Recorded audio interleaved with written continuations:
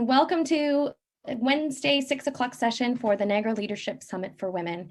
We're here to talk tonight with some accomplished women in local Niagara politics. My name's Julie. I'm here to be your moderator and assist with the Q&A. We have some interactive polling tonight and to facilitate your questions for our panelists. I've had the pleasure of working with each of these women who you'll get to know tonight, and I'm happy to be here with you. And I'd like to begin by acknowledging the land where we live and work. Here from the Niagara region today is the traditional territory of the Haudenosaunee and Anishinaabe people, many of whom continue to live and work here. This territory is covered by the Upper Canada Treaties and is within land protected by the Dish with One Spoon Wampum Agreement. Today, this gathering place is home to many First Nations, Métis, and Inuit people, and acknowledging this reminds us that our great standard of living is directly related to the friendship and resources of Indigenous people. And also a note about the YWCA, the organization that's hosting this wonderful event. The YW is a local organization that stands for gender equity and gives a voice to those who are marginalized in our community.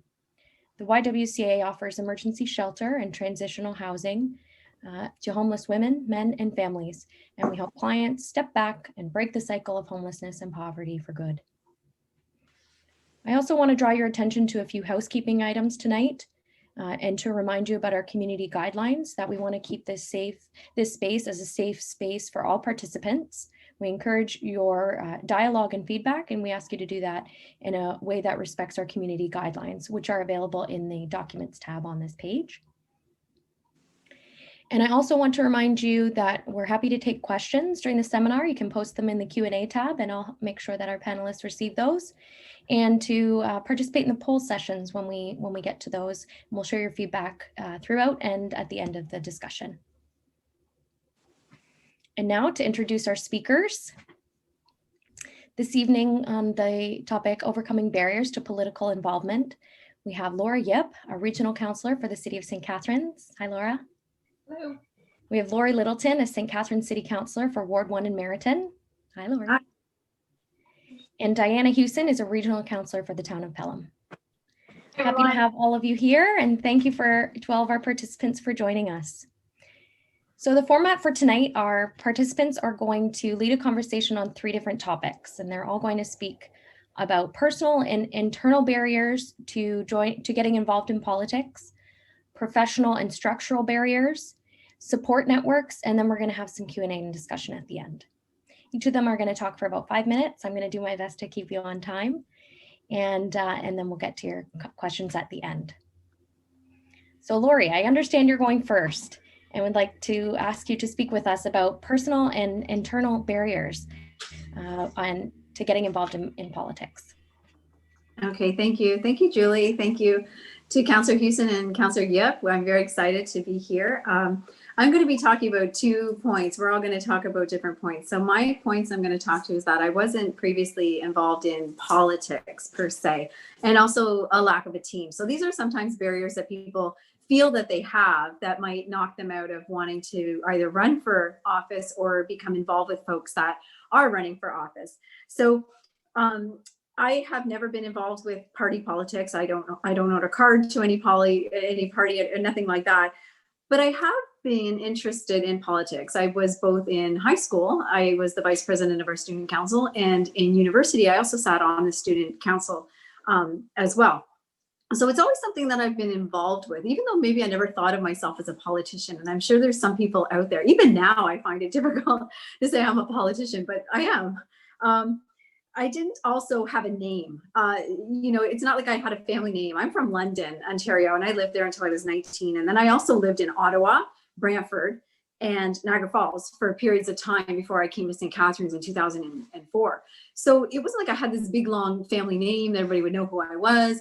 So these are barriers I know sometimes that we think about. And then on the lack of the team, because it wasn't involved in politics, I didn't have an organization, I didn't have a campaign manager, I didn't have a sign manager, all these things I did not have when I was running. So what I decided to do was, what I did have was to focus on what I had. And what I have is a work ethic. And I knew I would just outwork everybody. That was what I would tell people. I'm just going to outwork everybody. That's what I'm going to do. They'd say, well, what about this? What about nothing? I'm going to outwork everybody. And so I knew I'd be knocking all the doors, and I knocked thousands of doors in Meriton. I believed I had the skill set to do the job, and I believed I was the best candidate. I know that's out there for some people, and we don't want to think that of ourselves because we think we're boastful or look at me, I'm bragging. No, but I did believe I had the right to ask for votes at the door because I believed I was the best candidate. The other thing is I'm an A-type personality. I'm an action-oriented type of person. So that worked well for me. I didn't spend lots of time thinking about why I didn't have a plan. Maybe I should do this. Maybe I should do. No, I just hit the ground running. I went through a pair of runners, which means I put over 600 kilometers on those runners. And that's what I did. I just got to work and knew I would just do the best I could, and I could be proud of whatever I did. So that's what I did there in terms of overcoming those barriers.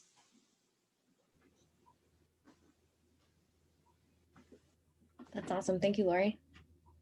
Diana, Laura, how about you? Personal interior barriers. Okay, so I mean, first of all, I just wanted to acknowledge that I realized this morning that tomorrow marks 2 years since Diana, Lori, and I each won our respective seats on our councils. So I just felt the need to mention that. My barriers that I wanted to talk about tonight are, I think, even more sort of personal and internal than a lot of what Lori mentioned. And absolutely everything Lori mentioned, I can relate to as well. But the ones that I want to talk about are the fact that I'm an introvert and I'm also a very private person. So certainly money and time were big personal barriers, specifically for campaigning, of course. However, the biggest personal or internal barriers for me, or the biggest one, is that I'm a massive introvert. And I know, of course, and understandably, no one believes that, given all of the very public things that I've done and continue to do. But attending events and public speaking and all of those things that you think about when you think about going into politics exhaust me. So I don't know how you overcome that barrier. Sorry, I was just getting my big cup of tea out of the way before I knock it over. Except that you just force yourself to do so. You have to realize that, yes, it's a barrier. And much like Lori said about, just understanding you're the best candidate for the role, or going into the campaign and going, you know what, I am here to win this thing. With respect to that sort of introversion, you just have to force yourself to go to those events and do those things. And if it's about attending an event where I won't be expected to do a lot of speaking, and it's more about just putting in an appearance, we get invited to a lot of those things that it's really just about being there, then I tend to invite a friend or a colleague to attend with me. And I find that helps because I don't find it as exhausting to make small talk with strangers if someone I know is right beside me doing it as well. The other thing, with respect to the energy that it takes for public speaking, I have several strategies that I use to overcome this barrier, including being the first person in the room. If it's an event at which I'm supposed to be doing a lot of speaking, I find it a lot easier to watch the room fill than to walk into a room that is already full. In terms of speaking at committee and council meetings, because again, anytime you're doing that, it's public speaking, you're speaking in front of, between council and staff, there's at least 50 people in the room. And then of course it's also broadcast. I don't know how many people are watching the broadcast, but it's there. So in terms of speaking at those meetings, I don't speak nearly as much as my male colleagues do. In fact, none of the women do. But I make notes about the questions that I'm going to ask or the statements that I'm going to make, because I find being prepared ahead of time helps me quite a lot with the amount of energy that it feels like it takes to engage in that public speaking. And yes, I also prepared my notes for the session this evening. That's why you keep seeing me look to the side. Speaking with the media, a lot of people consider that to be public speaking. And I do speak with the media a lot, but it's a lot different for me speaking to the media. I don't find it exhausting, although I can find the attention that follows an article or an interview to be quite exhausting, because I tend to think of those interviews with the media more as one-on-one conversations. And with respect to the privacy piece, which I think also comes along with being an introvert, I'm very protective of my privacy with respect to my day-to-day personal life. So with respect to the privacy, it really just comes down to determining what, if anything, you're going to say publicly, and especially on social media, knowing that anything and everything is perceived as fair game for criticism. Some of you may have noticed, for instance, that there are no photos of my children anywhere on my publicly available social media, and I never mention their names publicly.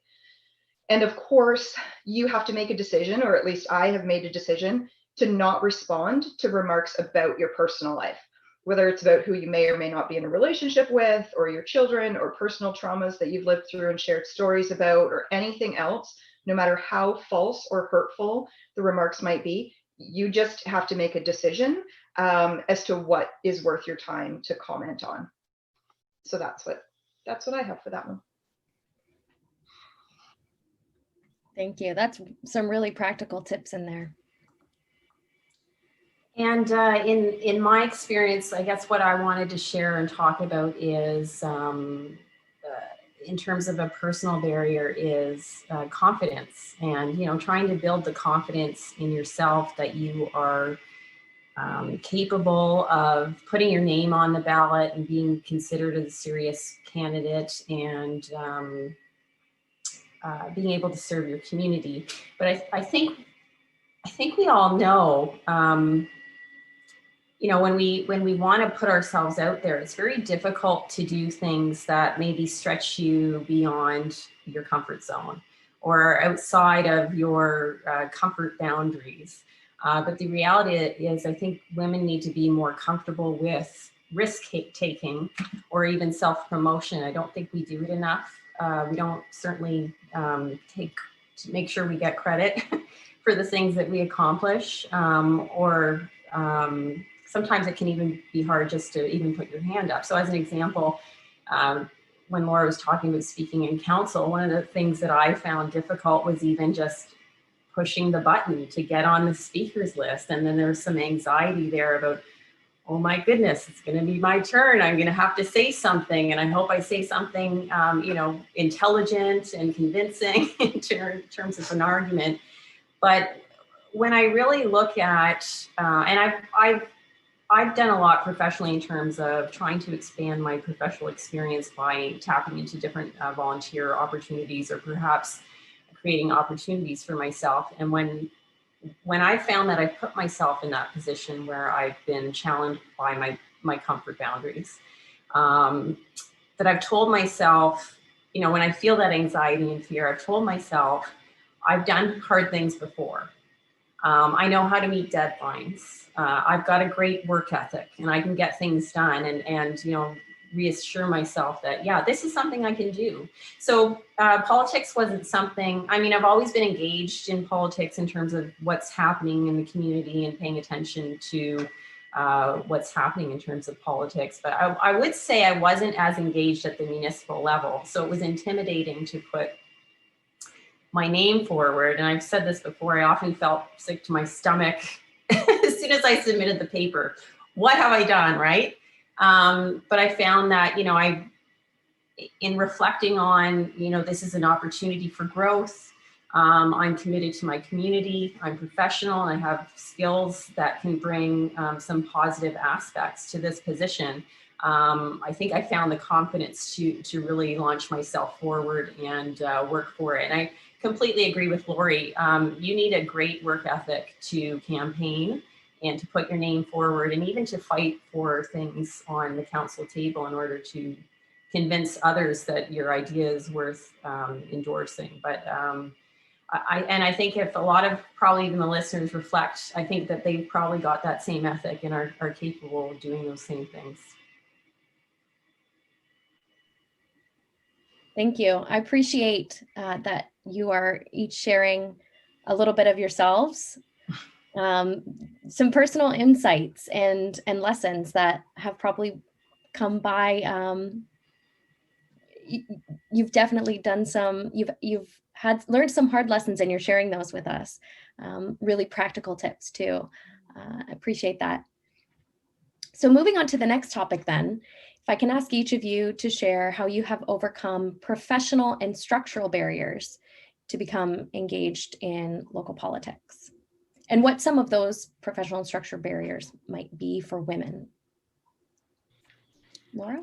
All right, so I'm up first for this one. I think, and I want to be clear to all of our participants as well that, I mean, there are unfortunately many more barriers under each of these themes than we could possibly address. So we just tried to choose ones that sort of resonated more with us, and so that we weren't also repeating each other quite a lot. So professional or structural barriers for me, having sat on St. Catharines City Council for the final year of the 2010 to 2014 term, I knew that the most challenging professional or structural barrier to sitting on regional council would be that the vast majority of the meetings take place during the day. I think this would be a significant and common challenge for most women, and far more women than men, who are not yet retired. Honestly, if I had a traditional 9-to-5 job, I don't know if or how I could possibly manage being a regional councillor. And I think that says something about why regional council looks the way it does and has looked that way for so long. I'm not sure, and maybe she'll address it, or maybe we can get to it in the Q&A. I'm not sure how Councillor Huson manages it with her employer. And if I'm not mistaken, Councillor Huson is actually the only member of regional council who's employed full-time by someone else. So other than the monthly regional council meetings, which take place in the evening, and sometimes all evening, all of the meetings for standing committees, steering committees, and advisory committees, except the Women's Advisory Committee, take place during the traditional workday. So of course, when you go into community politics, you do it because you have specific interests and things that you would like to accomplish for the community. So there are a number of committees that you would like to sit on in addition to the ones that we're actually required to sit on. So each member of regional council is required to sit on a certain number of standing committees, and all of our committees, regardless of sort of how they're categorized, have requirements for how many regional councillors are required and those sorts of things. Fortunately, in my case, I'm able to, by and large, make my own schedule. So whether it's my volunteer work with the boxing club or my freelance work with nonprofits or supporting small local businesses, I'm relatively able to make my own schedule. And that's how it's possible for me in my mid-40s, a single mom, to sit on regional council. And I know that most of you listening don't have that option available to you. Frankly, as far as sort of overcoming this barrier, I actually think that's something that our various councils need to address to make sitting on council more accessible to a more diverse group of people. We need to look at having more meetings outside of the traditional workday and ensuring that staff are compensated appropriately and have the appropriate resources and ability to adjust their workdays to accommodate that. Not to mention ensuring that things like childcare and transportation are not barriers to involvement. That said, I'm sad to say that anytime the times of meetings have come up in meetings we've had this term of regional council, it's sort of quickly been shoved off of the agenda. In terms of my children, because I am a single mom, they're fortunately old enough that I don't feel like it's too big a deal to leave them by themselves for a little while now and again. I also do have an ex-husband with whom I have a good relationship, and we're pretty flexible in helping each other tackle scheduling issues with the kids. But then there's also the sort of added challenge for me that starting last September, my 13-year-old started homeschooling instead. So the poor kid was being dragged to all of these meetings at the region with me so that they could do their schoolwork sort of in the background. Again, I had that option available to me, but it does add another element with respect to managing my time. And now, of course, with the pandemic, I also have to help. I found out this morning a lot of help for my 15-year-old to manage his time in terms of getting his schoolwork done. But they're also still at the age of 13 and 15. So they're relatively independent, but they're still at the age where they do require and even still want a fair amount of my attention. And so sometimes I have to make choices as to how I'm going to juggle time with them and commitments tied to my role as a regional counselor. And far more often than not, that means disappointing the citizens of Niagara in favor of spending time with my children. And you have to be okay with that. You have to know that that is an okay decision for you to make. That's a good point. Yeah, so I do work full time in addition to my regional counselor job, as Laura mentioned. And as a result of that, in order to accommodate that, I've had to minimize my time at the in-day meetings and maximize my time at those outside of work hour opportunities. And I totally agree. Having the meetings strictly limited to, that 9 to 5 schedule will lead to excluding certain aspects of our population from participating. So definitely that is a structural concern. I think that generally there's an unequal division of labor at home. We all know that women tend to pick up most of the slack in terms of childcare responsibilities, but women are also more likely to be caring for an elderly loved one. So we've got pressures from both aspects of having younger dependents, as well as parents or other relatives that are, entering a new stage of life where they need more support, and women tend to make themselves available for that. I actually had my daughter when I was 20. She's 25 now, believe it or not. So I have a bit more freedom at home in terms of child responsibilities. And if she was little, I don't know if I could do this job. Because I was a single parent too for a long time.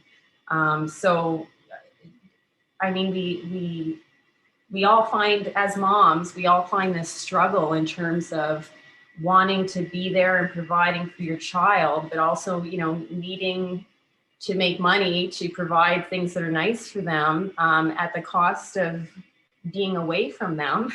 And also wanting to advance your career. So how do we accomplish all of these things? It's a difficult struggle for a lot of people, and we have to try and prioritize where we want to spend our time, right? There's also, a lot of cultural attitudes towards gender roles that limit women's participation in life, in public life. There's gender stereotypes and discrimination that exist on a systematic basis. But I think the more we talk about these things and the more we bring these experiences to life, and also the more reflective our governments are of our populations, I think the closer we can get to some type of cultural shift to make changes to these issues, because the more reflective of our population our government is, and this is the same as policing and the same as everything else, the more reflective it is of our population, the better it can serve that population. So I encourage, keep talking about these issues because they're very important. And if we want to attain meaningful and true change on them, we need people to share those experiences and to feel empathy and motivation to change.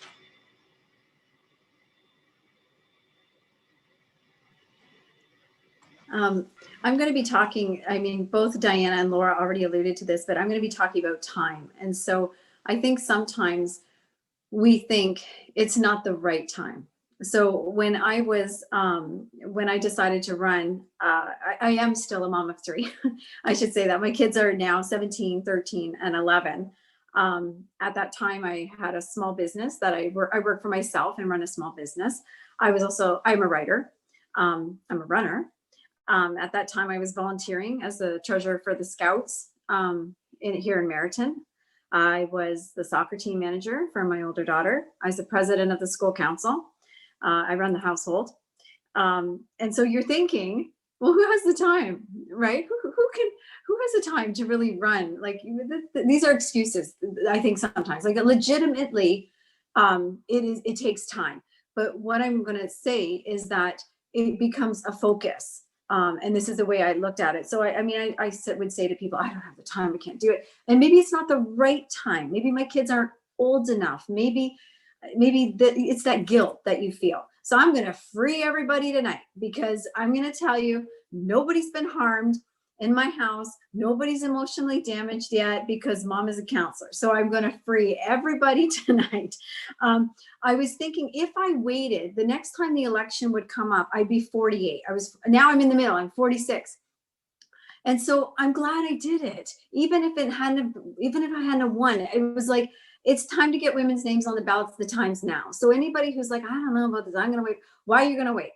Because we don't know what's coming. So when I look at my life now, I'm on the council. Well, as you know, I'm the vice chair of the budget committee, which is actually starting momentarily. I have, council-wise, I sit on the folk arts board. I'm the council rep there. I'm also the council rep for the library board, one of two on the library boards. I also was involved in the amazing Seat at the Table program that Julie Rorison spearheaded. So I was involved with that. I also sat on another committee that no longer is needed.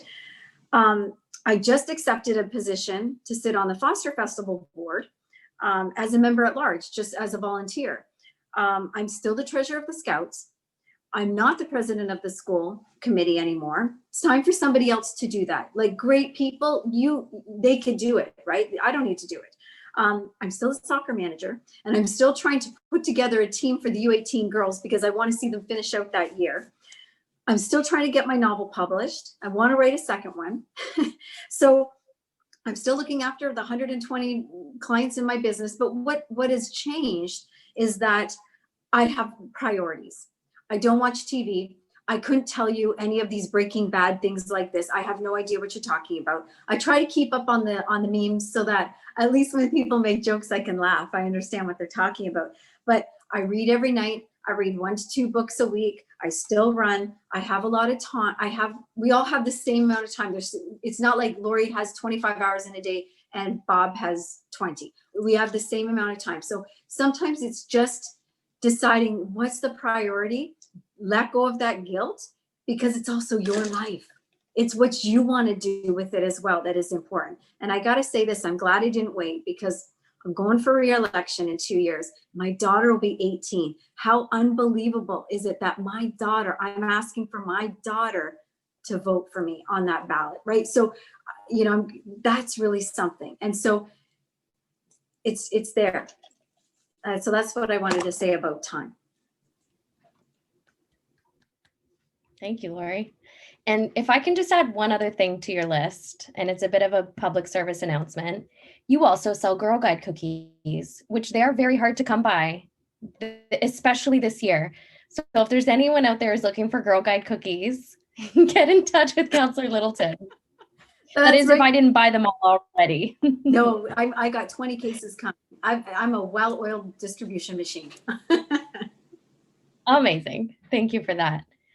Some really interesting insights as well. So the third question, or the third topic to ask you about, is support networks. If each of you can talk about how support networks have helped you overcome some of those barriers and get involved in politics. Diana, I think you're up first for this question. I'm up first on this one. Yeah, I guess it has to go back to the important role that, our friends play, that our family plays in terms of not only helping you with campaigning and, maybe getting out and knocking on a couple of doors with you, but also just reinforcing this is a good thing, you're doing a great thing. It helps maybe go back to that original concept of, struggling with confidence. Is, should I do this? Am I good enough to do this? And having them show support for you can really, it can help you sell yourself that you're the best candidate. So I think that it's really important to have those people in your life who are reinforcing those ideas for you. But there's 2 other things I want to bring attention to you. One is hard. No, sorry, one is easy and the other one's hard. And the easy one is we also need to be reinforcing these ideas with, women who we know or who are in our community, and we feel they would make an excellent counselor or contribute to our government, and reaching out to them and encouraging them to run or showing them support. And they don't have to live in your riding. You know, I could phone Lori and cheer her on from Pelham. So reaching out to people who are probably leading by example, not knowing it, and maybe need that little bit of confidence to reflect on themselves as a candidate.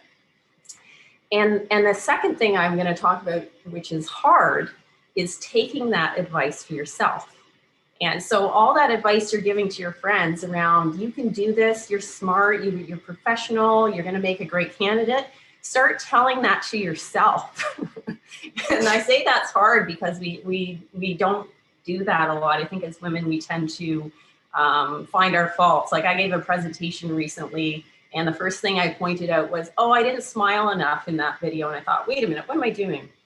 That was an amazing presentation. I did a good job. So correcting that, you know, finding fault with what you're doing. And if you recognize that there's something unhappy about that's happening with your government, put your name on the list. Because there's a lot of very capable, intelligent people who are community-minded, who would make great counselors out there. And we need to start reflecting as women, like that could be me, or that should be me, and taking that step forward.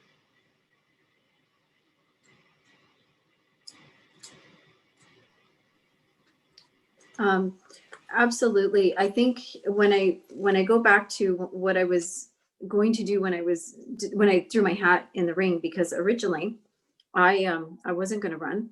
I was actually going to back Councillor Yip, and I was going to, that was what I was going to do, because I'm forever telling people, if you don't want to run, because it's not for everybody, you can work with another counselor. You can knock doors with them, or candidate, excuse me, you can knock doors with them. You could, whatever they need help with, you can do. Everybody has skill sets, and not the counselor, the candidate doesn't have all the skill sets. The candidate needs the skill sets of other people. So anyway, that's how it started for me.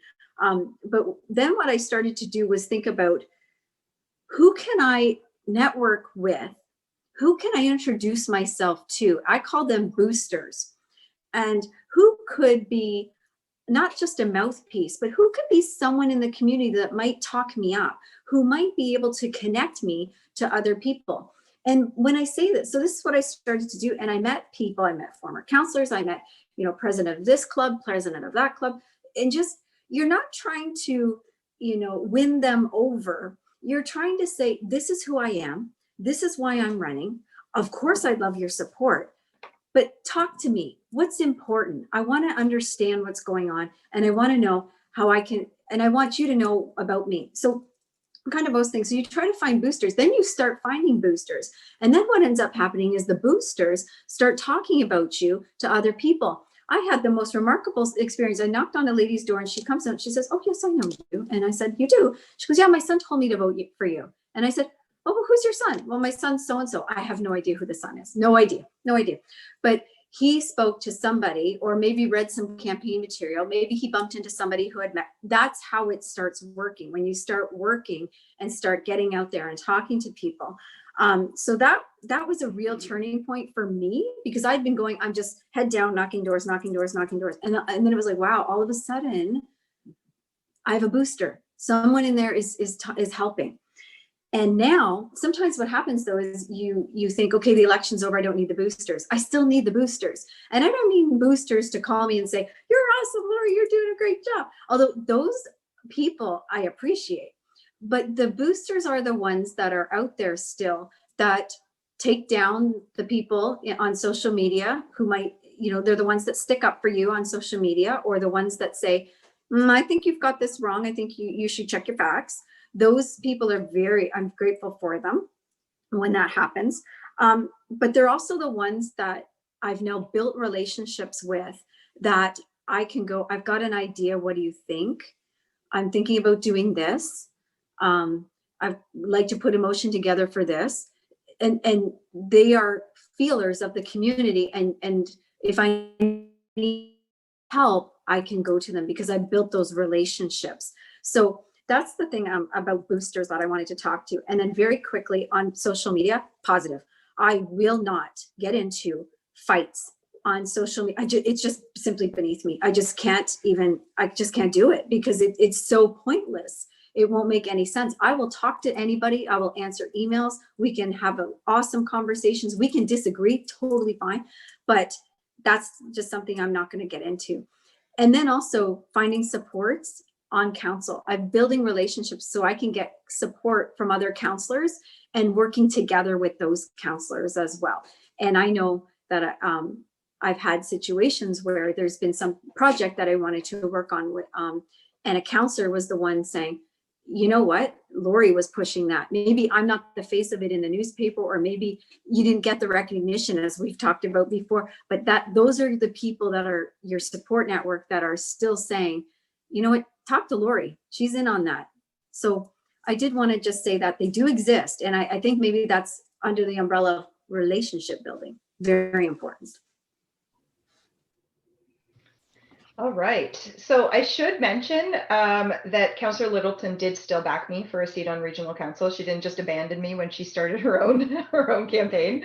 But I feel, so what I'm about to talk about, I think anyone who is maybe participating because they knew who was on this panel might be looking specifically to hear about this.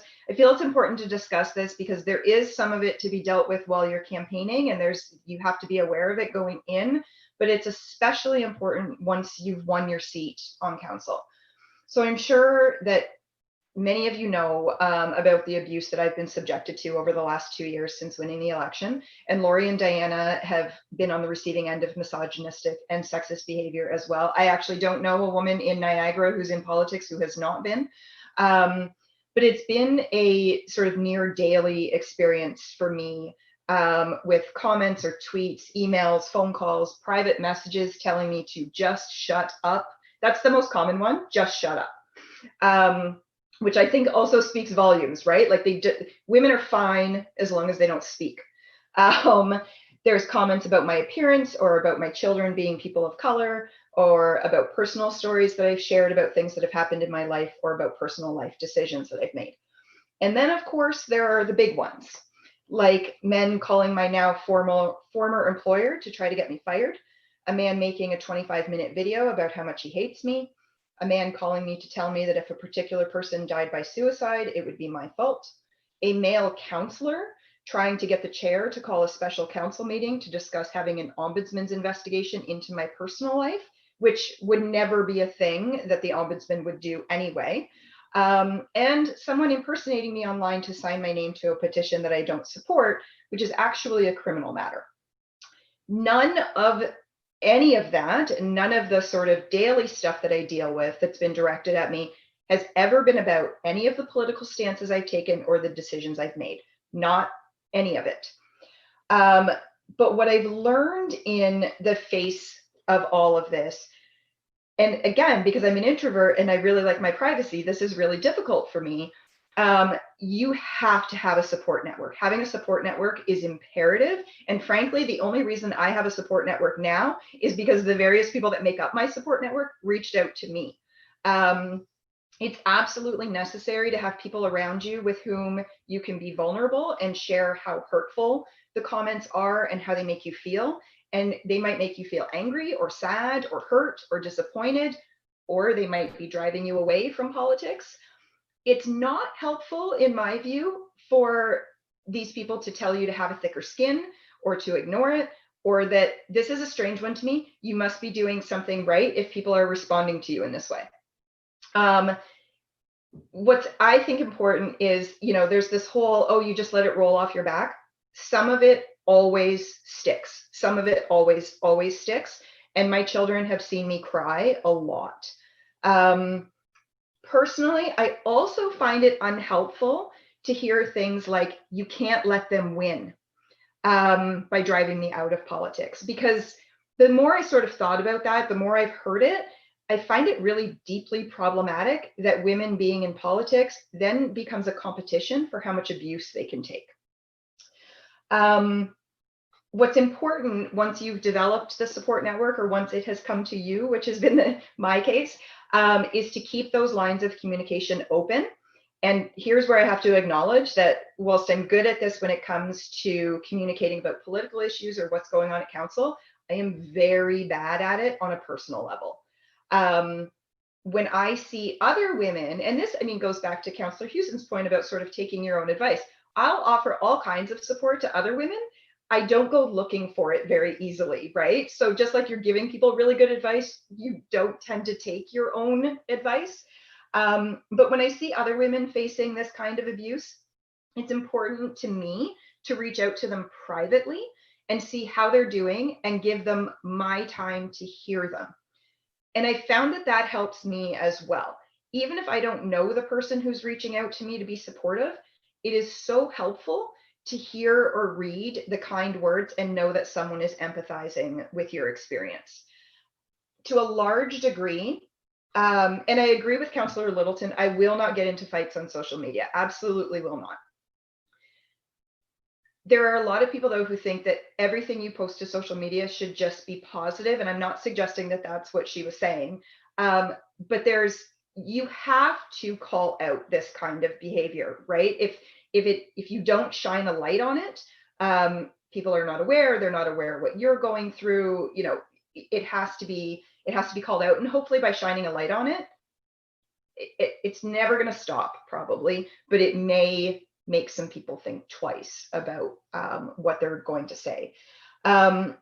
So, you know, as I mentioned earlier, there are certainly things to which I will not respond. There are definitely people to whom I will not respond and give them a platform or the oxygen to spread more hate and abuse.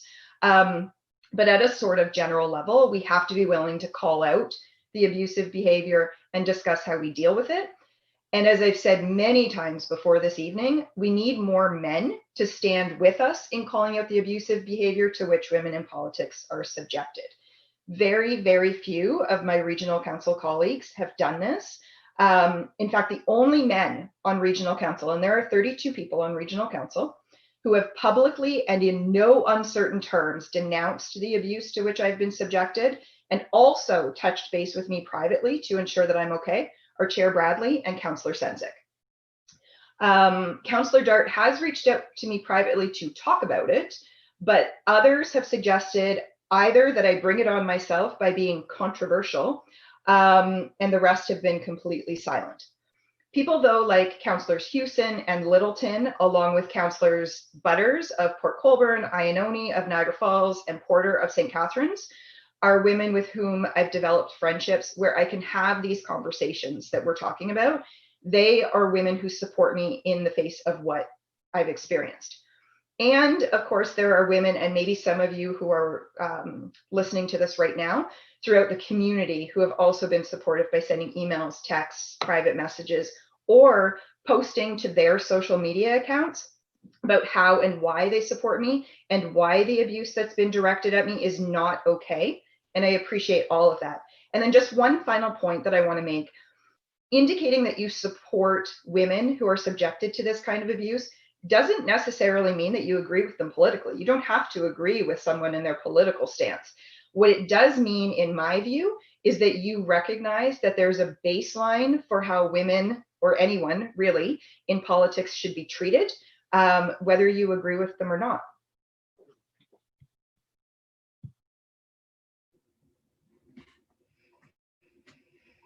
Whew, yeah, thank you, Laura. That's a lot to think about, and really important ways that we can all consider how we can support each other, rise up together, the theme of our summit, right? Regardless of what color you choose to put on and what group you're a part of. Absolutely. We are all first and foremost human beings. Absolutely. Thank you. So I want to remind everyone that we have some polls, and I have been taking a look at the feedback that we're receiving through the polls on each of the topics that all of you have spoken about. So I'm going to pull those up now as we'll take a look at the results, and I'll just read the most popular ones to you so we can get a feel for where folks are at, and then have some conversation and take your questions as well. So the first poll question Have you thought of running? This is really good. 54% said yes. I agree. Yes. That's great. We needed over 70. The second poll question, what personal barriers prevent you from running? The most popular answer here, the top answer, it's not popular, it's the top responded answer, is that folks don't feel that they're qualified, don't like talking about myself. Wow. Can I just add that speaks directly to what I was talking about in terms of confidence and you know, recognizing that we all have something to, we all have value, right? And we need to be comfortable with talking about that value. But I just wanted to point out that our obstacles are not always external. And Absolutely. I just want to chime in for a second that really none of us are qualified, while also all of us are qualified, right? Like the qualifications to run for council are what, that you have to be 18 years old, a Canadian citizen, and live or own property in the municipality that you're running. That's it. That's the qualifications. Yeah, and really we don't, it's interesting because even when I was campaigning, people would say, well, I'm not going to vote for someone just because she's a woman. On my slate, there were 8, 5 were women. And we finished man, woman, man, all the women, right? And it was amazing to see. We don't ever say, well, I'll only vote for him if he's qualified. It's almost like it's understood that any man who's on the ballot is qualified, but now we have another set of whatever thoughts we've ever had in our head that women have to be, quote, qualified, whatever that means. So true. Third question, what professional and structural barriers prevent you from running? So this one we have an even split. 42% each said, I dislike adversarial nature of politics. The other 42% said, I'm uncomfortable asking for support or fundraising. I think all of you have talked a little bit about each of those issues. And I think too, I mean, the adversarial piece, you know, none of us get along with everyone with whom we sit on a council with, but certainly at this level of government, there is not the kind of adversarial, you know, nonsense that there is at the higher levels of government. None of us are yelling at each other in council chambers or any of those sorts of things. And then what was the second piece, Julie? The other 42%? Uncomfortable asking for support or fundraising. Oh, here's the thing, and this is, so I ran three campaigns for city council, and when I ran for regional council, which also I was never going to run for anything again, I just decided the worst anyone could do was say no.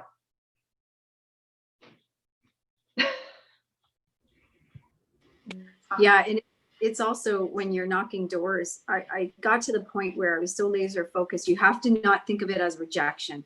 And I didn't attach anything of what happened at the door to me personally, because they've had 30 seconds. How could you possibly know me? And I just knew I had to knock so many doors because of the numbers of the voters, and I'm good with numbers and I work with numbers because I work in finance. And so it just became a just do it, just do it, just do it, enough, eventually, just remove the personal about it and ask, and then ask for help, find those boosters.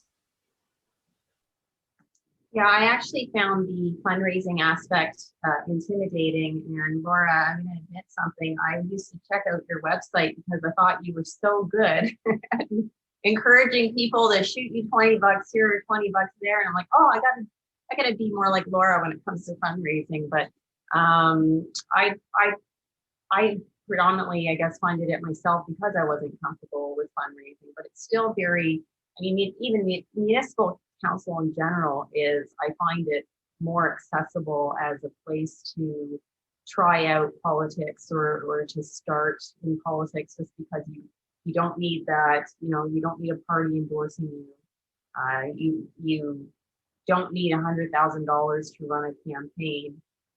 You could run most of it on knocking on doors, which costs nothing, and working with some minimal, I mean, in social media accounts, right? So I don't think you have to raise a lot of money to try to run municipally.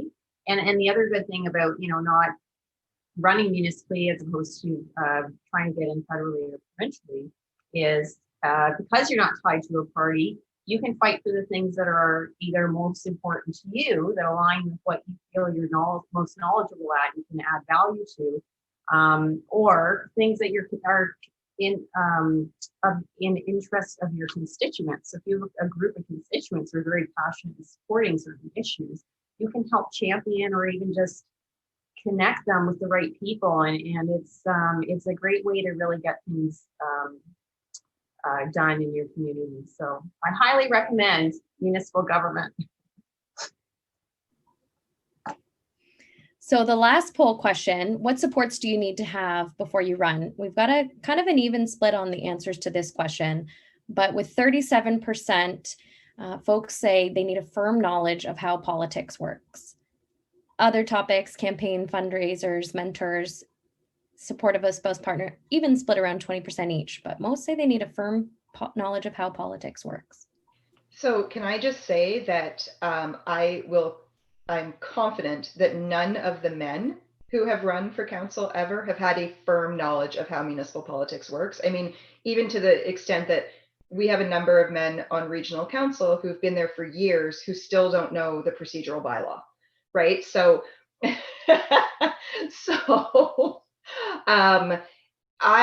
I firmly believe that everyone who runs should have a firm knowledge of how municipal politics works.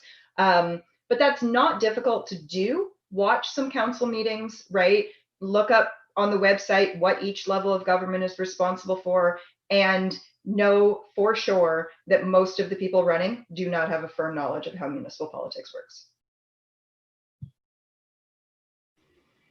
And can I just also say that people make politics work. So when we have different people at the table, when we have different voices, perspectives, then politics will change, right?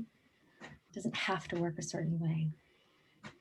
I think Diana, you wanted to say something. Yeah, and sometimes you want to get involved because you want to change the way things work, right? But I think this goes to the importance of having, having women in leadership positions, because if young people are seeing that see people who look like them in these types of positions, then it becomes a attainable option as a career path. So it's important to have women in these positions, just so we can help perpetuate this narrative that women can be leaders, and there are opportunities women should be seeking in these types of positions. But it also goes towards the importance of highlighting mentorship and networking, right? And I'm hoping that maybe there can be some type of continuation of that seat at the table program that allowed some women to participate alongside of counselors in terms of maybe helping to educate on what being in politics mean, but also dispelling some of maybe what it isn't and might be holding them back from potentially participating. For sure, happy to help with that. Okay, so we've got 6 minutes left. I want to get to some questions because there's a lot of really good questions in the Q&A. You'll have to make sure you go back and take a look after the session when you have a chance. The first one is about, how do you do your homework? How do you prepare for meetings? What do you read? Do you research, prepare intelligent and thoughtful questions? And on average, how much time do you think you spend each month preparing for committee and council meetings? Well, I'd say it's a couple hours each week. Oh, can you hear me okay? I think it's a couple hours each week just on reading. And of course, if there's something you're more passionate about or want to champion, you're going to have to do a lot more work in terms of researching and getting some support behind some of your ideas. But it's depending on how many committee meetings committees you commit to, and that will determine how much reading you have to do. We have council every second Monday. And as I mentioned, I sit on the budget committee, which means I have a lot of other meetings. And then I mentioned the other ones. Councillor Yip and I have actually had this conversation before. We read everything. I read everything, every single thing. I review the agenda and then I reread it, just so that I've got it. I ask questions of staff before time. I don't come to council and wing it. I think that's disrespectful to the process and to everybody else's time when you are asking questions that the answer is in paragraph 3. Sometimes I want to say, it's on paragraph 3. Look down, look yeah, it's there. And that's terrible because staff has taken the time to write the report. You should get into it before council meeting. But sometimes you're going to ask questions of staff because the discussion changes, things come up. Oh, I wasn't sure about that. But I do spend lots of time being prepared and asking questions ahead of time of staff. The day before the day of council, I block it all off so that I can questions to staff. That today I spent most of my day, because we have, as I've told you, budget has started already. I'm going to hop from here right on budget. I spent most of my day talking to directors, other counselors, and to prepare for the meeting. So it is a lot of time, but especially at the beginning, until you get used to the language and you understand this and that. But there are people to help you. Everybody wants to help you. So take advantage of it. And I just want to say I agree with every single thing that Councillor Littleton just said. The only thing that I will add is that very often I get in touch with staff ahead of time to say, these are the questions I will be asking you. And the reason I do that is so that it's rare, but sometimes we catch staff off guard with a question and they say, oh, I'll have to get back to you, right? So I let them know what questions I'm going to be asking so that we can have the best, most complete answers at council. I think all of that preparation is, it comes across very well, even on the Zoom meetings. So thank you for sharing that. Another question that we're getting through the chat and the Q&A is about the impacts of COVID and has the pandemic increased or changed the barriers, those internal and structural barriers that many of you talked about facing getting involved in politics? So I think for me, again, it'll be different for each of us. Even though I spoke about being an introvert and all of those other things, I would much rather be meeting in person than the way that we've been doing it. I think the dynamics are wildly different, and I think we get more out of those meetings when they happen in person. That said, there hasn't really been any issues except for one. Again, as a mom, when we go into closed session, the rule is that there cannot be anyone within earshot of what you're saying. So I either have to hope that my kids are at their dad's for that meeting, or banish them to their rooms, or leave the meeting, right? And so it's not an especially, it doesn't take into consideration. I mean, again, my 13 and 15-year-old are not going to go off telling people what they heard in closed session, right? So realistically, that's not really a concern. But so it has brought up an issue in that regard. But I think everything else, at least for myself, barriers have decreased. I have a funny story on that in camera. I was in Ottawa with my girls and one of their friends, and we were in a hotel and I had counsel. So I was on the council, and then I needed a question answered from the city solicitor. I had to tell them, put your earphones on. I had to go in the bathroom. I was in the bathroom and the mayor knew. So at least he told everybody who was watching. Okay, Councillor Littleton has got, or not watching, sorry, but the rest of council, because she's in the bathroom now, because it was the only place that I could go where they couldn't hear. It was weird. I find it actually makes it more accessible because I'm somebody who has very stringent, like meeting after meeting after meeting. So, you know, whereas in the past I'd have to incorporate driving time to get from A to B, I can just hop on, hop off. And so for me, I find it makes it much more accessible. But it also brings up, like we talked a bit about, you know, should we retain some aspect of virtual meetings? And for me, it's, you know, we should also think about some of our advisory committees that have public members on board. And does that person need a car to drive to the region in order to participate in our meetings and contribute to our policy development? I think what we've seen over the last couple months is that we can very effectively handle meetings in this way. It reduces the need for either somebody to get on a bus or somebody to have a car in order to participate in that discussion. And then there's also, you know, if they have mobility issues, it's even that much more complicated. So I think there's some positives to keeping some of this virtual format. Yeah, I guess it's personal preference. Well, thank you for that. That takes us 1 minute over, actually. We're at 7:01. Time really flies. This has been a really interesting discussion. It's one that I never tire of, and I can tell you that there's a lot of appetite for more to continue this conversation in the chat. So I would like to encourage you to, when you have a moment, go over to the chat page, and you can see there's a lot more questions that if you have a chance, there's some participants here would like further engagement with each of you, and that's really encouraging to see. And I want to thank you all for your time and joining us tonight, and to our participants as well.